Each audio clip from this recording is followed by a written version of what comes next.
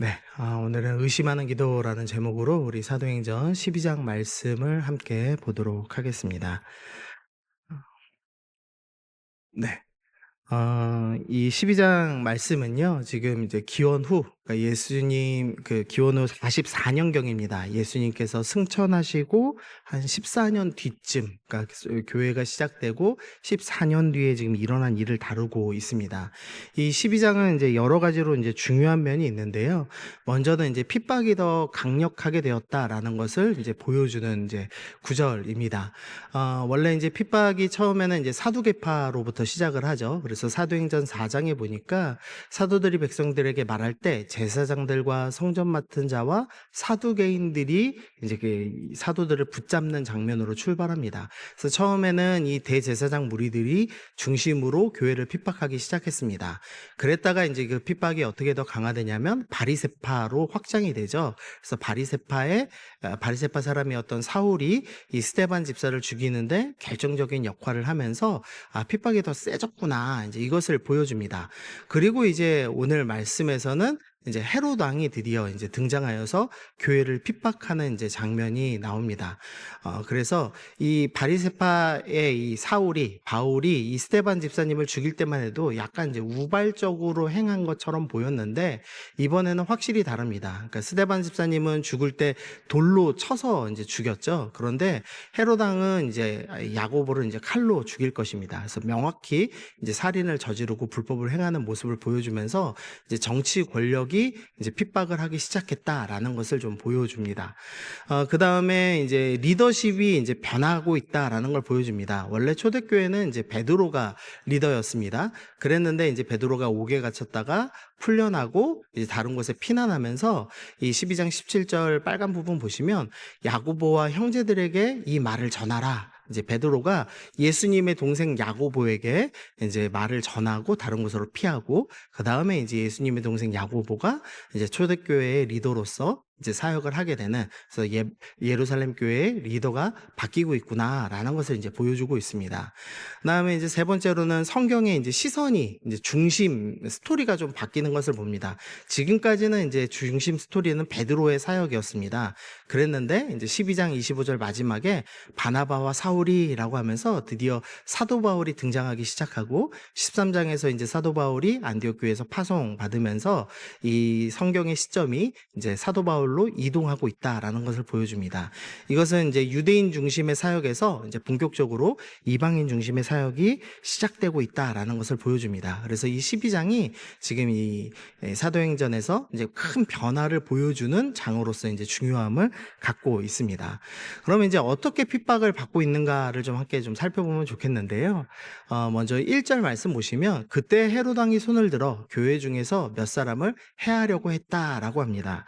이 성경에 이 가장 헷갈리는 인물 중에 하나가 헤롯 왕입니다. 헤롯이라는 인물이 참 많이 나오거든요. 이게 우리가 이 헤롯 왕을 이름으로 자꾸 생각을 하는데요.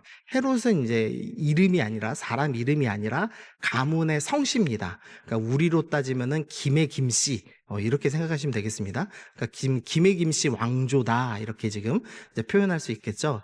그래서 헤롯이 많이 나오는데 간단하게만 좀 언급을 해드리면요. 잘 보이실지 모르겠습니다. 글씨가 생각보다 작네요.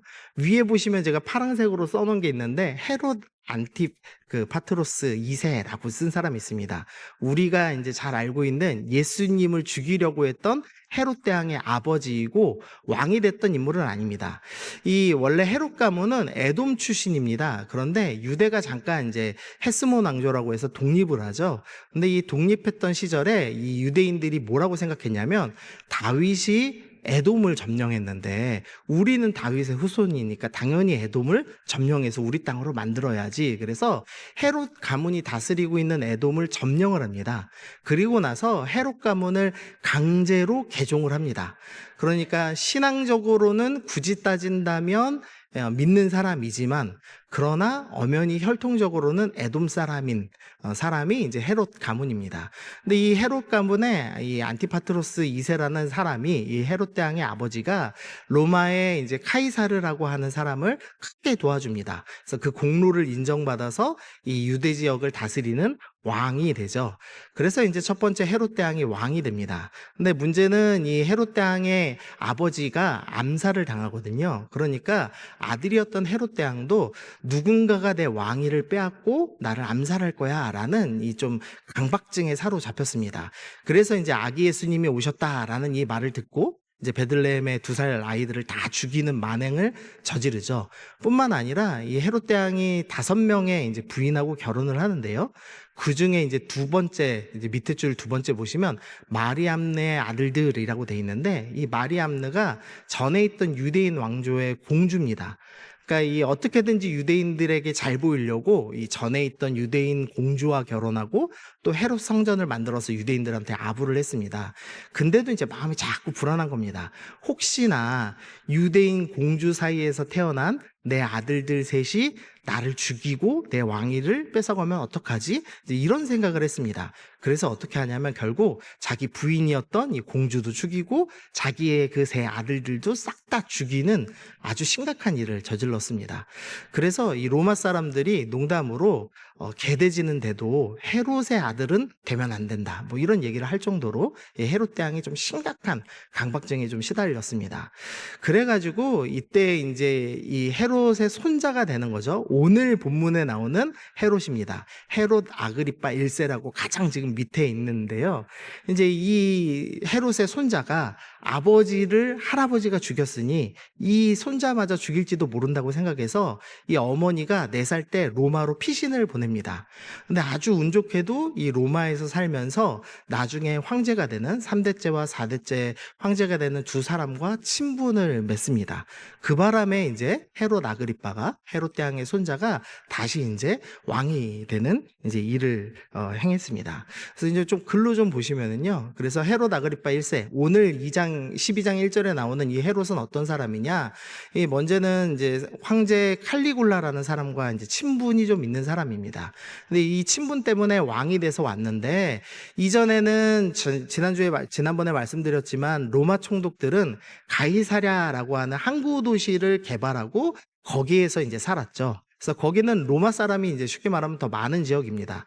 근데 이제 이스라엘 사람들이 자존심이 상하는 겁니다. 우리는 다윗 왕 때부터 예루살렘을 수도로 생각하고 살았는데 이 로마 놈들이 지 맘대로 가이사랴로 바꿨다. 이게 늘 불만이었습니다. 근데 아그리파 1세가 오자마자 무슨 일을 하냐면 수도를 예루살렘으로 다시 복귀했습니다. 그러니까 이제 유대인들이 볼 때, 야, 맞아.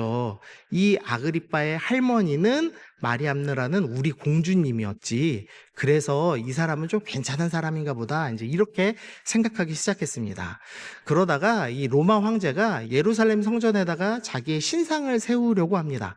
근데 그때 이 아그리파가 로마에 가가지고 황제를 막아냅니다. 그래서 성전이 더러워지는 것을 막아내죠.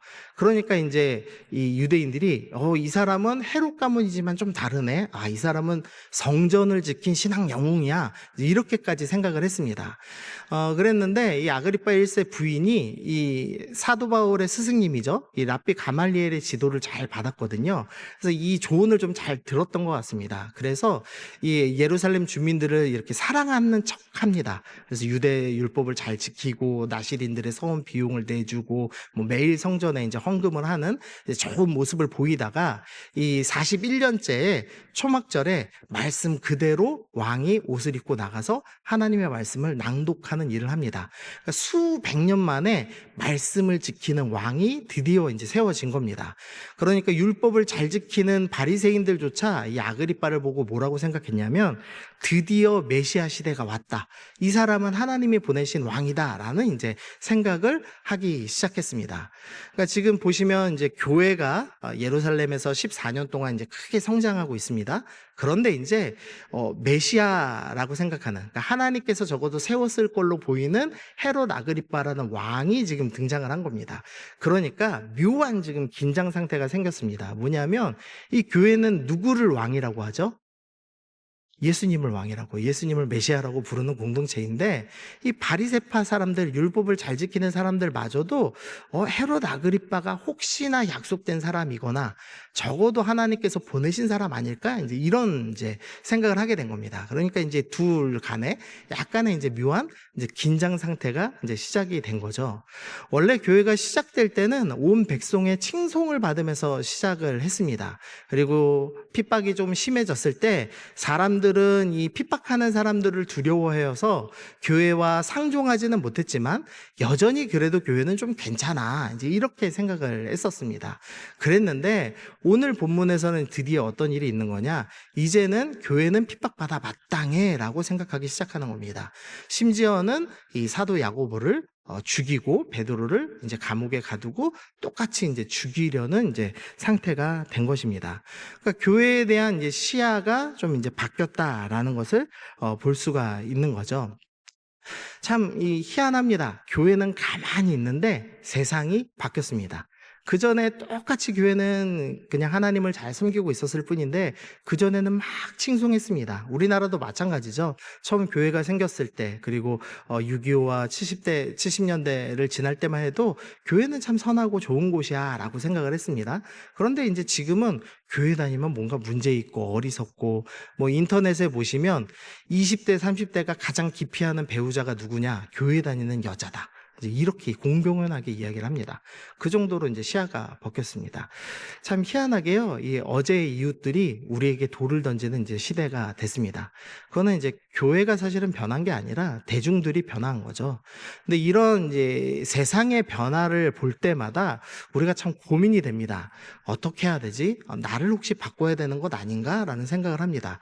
그래서 이제 많은 자유주의 교회들이 과학이 발달하니까 성경은 과학적이지 않아, 이제 이렇게 얘기하니까 그러면은 과학에 맞게 우리가 좀 성경을 다시 볼게 이러면서 기적을 믿지 않고, 오병이어는 다 가짜였고, 뭐 예수님도 무리를 걸으신 게 아니고, 심지어는 예수님이 진짜인지 진짜 살아계셨던 분인지 가짜였는지 모르겠다, 이렇게까지 얘기하는 걸로 바뀌기도 했죠.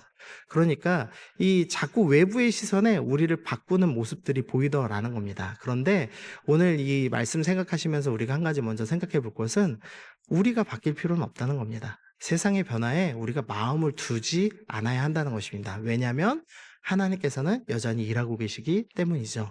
그래서 지금은 우리가 조금 어려운 시대에 사는 것 같습니다. 한국에서 특별히 코로나 이후에 교회가 참 이렇게 사람들의 시선이 곱지 못한 것 같습니다. 이 어려운 시대를 보낼 때 우리는 어떻게 해야 되는가? 우리는 묵묵히 사명을 감당하며 여전히 이제 믿음을 지켜나가야 한다는 것이죠. 예수님을 잘 믿다가 혹시나 주변 사람들이 갑자기 이 시선을 바꾸면 어떻게 해야 되죠? 어, 옆집의 이웃이 전날까지는 김치도 나눠 먹고 참 친했는데 어느 날 갑자기 왜 그렇게 교회를 다니냐, 왜 구역 예배를 드리면서 시끄럽게 하냐, 이렇게 날카롭게 한다면 우리는 어떻게 해야 되죠? 우리는 묵묵히 죄송합니다 하면서 예의를 갖추면서 예수 믿는 사람답게 여전히 믿음을 지켜야 한다라는 것입니다. 세상의 변화에 우리가 너무 마음을 두지 않고 믿음을 먼저 지켜야 되겠다라는 생각을 좀 해봅니다. 자, 그러면서 말씀을 좀 보시면은요, 이제 베드로 이야기가 나옵니다. 먼저는 이제 야고보가 칼로 죽는 스토리가 나오는데요. 이 아까 말씀드렸던 것처럼 사실 이 칼로 죽였다라는 것이 좀 의미가 있습니다. 왜냐하면 유대법에서는 이제 사람을 사형시킬 때 어떻게 사용하냐면 돌로 쳐 죽입니다. 그리고 로마 같은 경우는 이제 뭐 십자가형이나 이제 다른 형벌을 하지 칼로 이제 죽이지는 않습니다. 근데 이제 칼로 죽였다는 것은 이 대중들이 만족할 수 있는 불법적인 이제 죽음이었다라는 것을 지금 드러내고 있습니다. 그리고 이제 사도 야고보 개인의 입장에서 볼 때 예전에 이제 예루살렘으로 올라갈 때 엄마 치맛바람을 이용했죠. 엄마를 불러다가 예수님께 예수님 그 예루살렘에 가시면 좌와 우에 야고보와 요한을 앉혀주세요, 이제 이런 얘기를 하죠. 그때 이제 예수님께서 뭐라고 하시냐면, 너희가 내가 마시려는 잔을 마실 수 있느냐라고 질문하셨습니다. 이때만 해도 이 잔이 뭔가 높은 자리에 앉는 건 줄 알고 이 사도 야고보가 냅다 그들을 할 수 있습니다, 이제 이렇게 대답을 했죠. 그러나 이 잔이 의미하는 것은 하나님을 위해서 너희가 고난을 심지어 죽음까지도 감당할 수 있느냐라는 질문이셨습니다. 그리고 이제 14년이 지나서 이 말씀이 예언이 이루어져서 이 사도 바울이 순교하는 것을 이제 보여줍니다. 그리고 나서 이제 이것을 기뻐하는 것을 보고 베드로까지 잡았습니다. 근데 기간이 참 묘합니다. 기간은 무교절입니다. 이 무교절은 언제냐면 예수님이 붙잡히셨던 때가 바로 무교절이죠. 그러니까 14년 전에 이들의 우두머리인 예수를 죽였듯이 베드로도 죽이겠다라고 이제 헤롯 아그리빠가 이제 선언을 한 겁니다. 그러니까 이제 교회가 매우 큰 일이 난 겁니다. 베드로가 잡혔습니다. 4절 보니까 군인 넷씩 네 패에 맡겨서 지킵니다. 이 한 사람을 지키는데 아주 많은 군인들이 동원됐습니다. 16명이 동원됐는데 베드로가 지금 어떻게 돼 있냐면 두 군인 틈에서 쇠사슬에 매어 있습니다. 그러니까 양쪽 이제 손이랑 발이 아마 묶여 있었던 것 같습니다. 보통 로마에서는 한쪽만 묶었답니다. 근데 이 베드로는 이 예전에 탈옥한 전적이 있죠. 이 5장 19절에 보면은 주님께서 옥문을 열어주셔서 다시 나가서 말씀을 전했던 일이 있습니다. 그러니까 이 헤롯이 생각할 때, 야, 얘네들은 좀 특별한 뭔가가 있다. 그래서 옥문을 열 수 있다. 그러니까 이번에는 절대 못 빠져나가게 지키자. 그래서 두 군인이 쇠사슬에 묶었고요. 그 다음에 밖에는 이제 옥을 지킵니다. 근데 이제 첫째 파수가 있고, 둘째 파수가 있고, 그 다음에 쇠문으로 꽉 막아서 지키고 있습니다. 그런데 이 상황에서 지금 베드로가 어떤 일을 하고 있느냐. 6절 보시니까 헤롯이 잡아내려고 하는 그 전날 밤, 그러니까 베드로가 이제 다음 날이면 죽습니다. 이 죽는 이 마지막 밤에 베드로가 뭘 하냐? 누워서 자고 있습니다. 심지어는 천사가 이 문을 다 열어주고 이제 탈출을 시켜주죠. 근데도 9절 마지막 부분에 보시면 생시인 줄 알지 못하고 환상을 보는가 하더라라고 이야기를 합니다. 이 베드로가 마지막 밤입니다. 그러니까 자기가 정상적이라면 이 마지막 밤 이제는 죽습니다. 다음 날. 그러면 뭘 해야 됩니까? 우리 교회가 든든하게 서게 해 주십시오, 주님. 이렇게 기도할 수도 있고 아니면은 또 나를 살려주셔서 좀 교회를 세우게 인도해 주십시오. 이렇게 기도할 수도 있겠죠.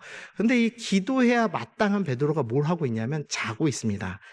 너무 피곤해서 잔 건지 아니면 너무 하나님을 신뢰해서 잔 건지는 모르겠지만 어쨌든 자고 있습니다. 이 자고 있다는 게 뭘 보여주는 거냐? 적어도 베드로는 이 베드로의 탈출을 위해서 아무것도 안 했다라는 걸 보여주는 겁니다. 그러니까 베드로가 기도를 열심히 해서 하나님께서 그 기도를 들어주셔서 탈출한 것이 아니라 베드로의 탈출은 온전히 하나님께서 일하신 것입니다라는 것을 지금 보여주는 일입니다. 자, 두 번째로 교회가 어떤 일을 했는지를 좀 살펴보면은요, 베드로가 이제 탈출을 했습니다. 그리고 이제 정신을 차리고 이제 교회로 옵니다. 마가라 하는 요한의 어머니 마리아의 집, 이 오순절 때부터 계속 모이던 그 장소죠. 그 교회로 갔습니다. 그리고 나서 이제 문을 두드리는 이제 일을 하는 거죠. 근데 그때 이제 어떻게 하고 있냐? 교회가 여러 사람이 거기에 모여서 기도하고 있었습니다. 참 초대교회 성도들이 용감합니다. 왜냐하면 지금 사도 야고보는 죽었습니다. 베드로는 붙잡혔습니다. 그럼 다음은 성도들 차례 아닙니까? 그러니까 얼른 도망가야 마땅한데 도망가지 않았습니다. 여러 사람이 거꾸로 모였습니다. 그래서 교회를 지키고 여전히 이제 베드로를 위해서 기도하는 참 멋진 모습을 보여줬습니다. 그런데 한 가지만 더요. 그 기도하던 모습이 뭐냐? 우리 12장 5절을 한번 읽어보겠습니다. 시작. 이에 베드로는 옥에 갇혔고 네, 여기서 지금 그 교회가 간절히 기도했습니다. 이 간절이라는 원어가 또 어디에 쓰이냐면 누가복음 22장에 쓰이는데요. 예수님께서 겟세마네 동산에서 마지막으로 기도하셨을 때 사용된 것도 이 동일한 간절이라는 표현입니다. 원어가 같습니다. 근데 이때 이 간절이가 어느 정도냐? 땀이 땅에 떨어지는 핏방울 같이 되는, 땀방울이 핏방울처럼 됐다라고 표현되는 그 간절한 기도를 지금 하고 있는 겁니다. 그러니까 교회가 참 멋집니다. 지금 지도자들이, 목사님들이 잡혀가는데 모여서, 그것도 한두 명이 아니라 여러 명이 모여서 땀방울이 핏방울 되는 수준의 간절한 기도를 하고 있었습니다. 그런데 이제 희한한 장면이 나오는 겁니다. 베드로가 이제 대문을 막 두드립니다. 그래서 이제 로데라고 하는 어린 여자가 문을 열러 나갔는데 베드로 목소리가 들린 거죠. 그래서 깜짝 놀라서, 그리고 너무 기뻐가지고 이제 문 열지도 못한 채 들어가서 기도하는 성도님들한테 말하는 겁니다. 장로님, 베드로 선생님 오셨습니다. 베드로 선생님 지금 문 앞에 계세요. 문 두드리고 계세요. 이제 이렇게 이야기를 한 거죠. 그랬더니 15절에서 뭐라고 얘기하냐? 우리 15절 읽어보겠습니다. 시작. 그들이 말하되 내가 미쳤다 하니 여자아이는 힘써 말하되 참말이라 하니 그들이 말하되 그러면 그의 천사라 하더라. 이들이 간절히 기도했습니다. 그런데 믿지를 못하는 겁니다. 베드로를 위해서 간절히 기도했지만 베드로가 정말 탈출했다는 것은 믿지 못합니다. 그래서 이 여자아이한테 뭐라고 하냐? 야, 너 미친 거 아니야? 이렇게 얘기를 했습니다. 그랬더니 로데가 이제 너무 억울하죠. 그래서 힘써 말하되라고 돼 있는데 이게 반복해서 말했다는 뜻입니다. 계속해서 진짜라니까요, 진짜라니까요, 이제 이렇게 얘기를 한 겁니다. 그랬더니 뭐라고 하냐? 그러면 한번 가보자, 이게 아니라 그러면 그의 천사다라고 얘기합니다. 이 당시 사람들이 좀 잘못된 미신을 갖고 있었는데 그 사람의 수호 천사가 있고 수호 천사는 그 사람하고 똑같이 생겼다라는 좀 희한한 미신을 갖고 있었습니다. 그러니까 베드로는 절대 올 수 없어. 그런데 베드로 목소리가 들렸다? 그러면은 베드로의 수호 천사가 우리를 찾아왔나 보다. 이 말은 무슨 소리냐면 베드로와 함께 있어야 했던 베드로의 수호 천사가 우리에게 왔으니 그럼 베드로가 죽었나 보지? 이제 이렇게 지금 생각을 하는 겁니다. 그러니까 확실히 베드로가 돌아왔다는 믿음은 전혀 없었습니다. 그러니까 지금 되게 이상한 장면이 펼쳐지는 겁니다. 베드로는 사중으로 붙잡혀 있던 감옥문을 지금 열고 나왔습니다. 감옥문은 열었는데 기도하고 있는 여러 사람이 모여서 간절히 기도하고 있는 이 교회의 문은 전혀 열지 못하는 모습을 보여주고 있더라는 겁니다. 아주 희한한 장면이 열린 거죠. 조금 변호를 하자면 이 교회가 왜 그렇게 간절히 기도했음에도 베드로가 살아올 것을 못 믿었느냐, 즉 왜 의심했느냐, 이미 그들은 사도 야고보가 죽는 것을 경험했기 때문입니다. 이 14년 동안 신앙생활하면서 스데반 집사님도 죽었고 이 야고보 선생님도 죽었고, 그리고 베드로 선생님은 이미 여러 번 잡혀갔는데 이제는 확실히 잡혀갔죠. 그러니까 이 마음에 간절히 기도하지만 동시에 의심하는 마음이 있었던 겁니다. 핵심 질문을 하나 드리겠습니다. 여러분, 의심하면서까지 기도를 해야 합니까? 어떻게 생각하세요? 안 이루어질 것 같은데 굳이 기도해야 됩니까? 저는 그 불치병이 하나 있거든요. 혹시 그 무좀이라고 아시나요? 정확히 말하면 무좀은 아니고 뭐라고 부르죠? 습진? 예, 습진이라서 번지지는 않는데 그 전염은 안 되는데 발에 이렇게 그 습진이 있습니다. 그래갖고 퍽퍽 긁거든요. 집에 혼자 가갖고 십몇 년째 퍽퍽 긁고 있어요. 저희 집사람 되게 싫어합니다. 기도를 몇 번 했거든요. 제 나름대로. 한 번은 그래도 목사가 병을 놓고 기도해야지. 그래갖고 이제 발에다 약을 바르면서 안수하면서 3번을 기도를 했습니다. 고쳐졌을까요? 안 고쳐졌을까요? 예, 여전히 벅벅 긁습니다. 안 이루어질 것 같은데 굳이 기도해야 되나요? 의심하면서 기도할 필요가 있나요? 이제 오늘 이제 설교의 핵심 내용 딱 요 하나입니다.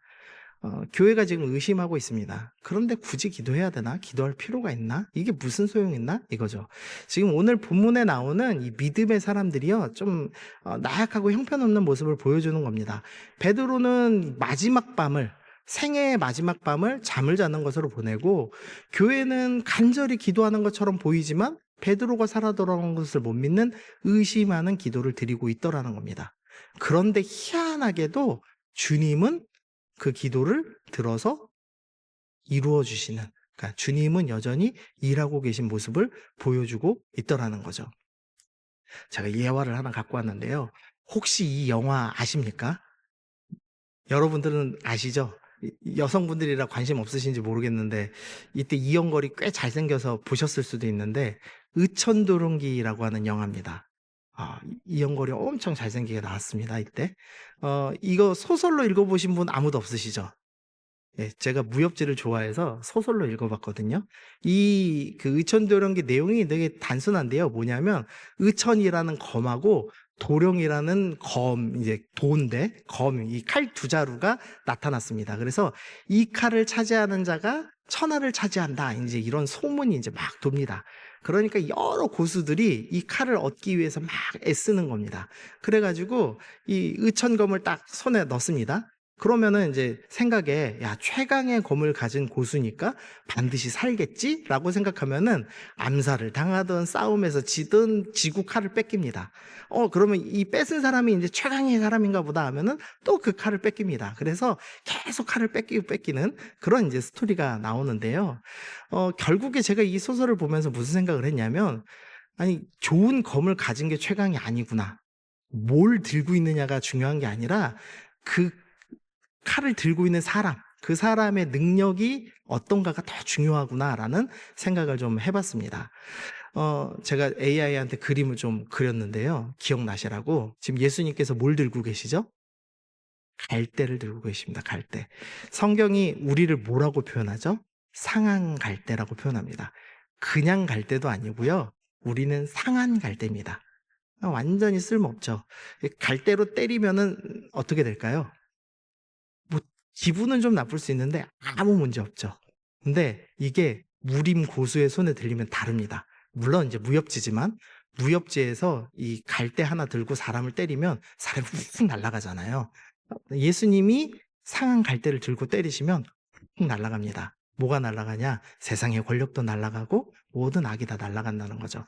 주님께서 우리는 연약한 갈대와 같습니다. 베드로는 마지막 날 처자고 있고 교회는 기도하는데 의심을 하고 있는데 주님께서는 그 상한 갈대와 같은 우리의 기도를 들어서 일하시는 겁니다. 교회를 세우시는 주님이시라는 것을 보여주고 있는 겁니다. 그래서 우리의 연약함이 또 우리의 의심이 섞인 기도가 하나님 손에 들리면 강력한 무기가 된다는 거죠. 참 은혜로운 것은 주님은 우리의 의심 많은 기도도 멸시하지 않으신다는 것입니다. 주님은 우리의 기도를 여전히 들으시고 우리의 기도 가운데 응답하시는 분이라는 것입니다.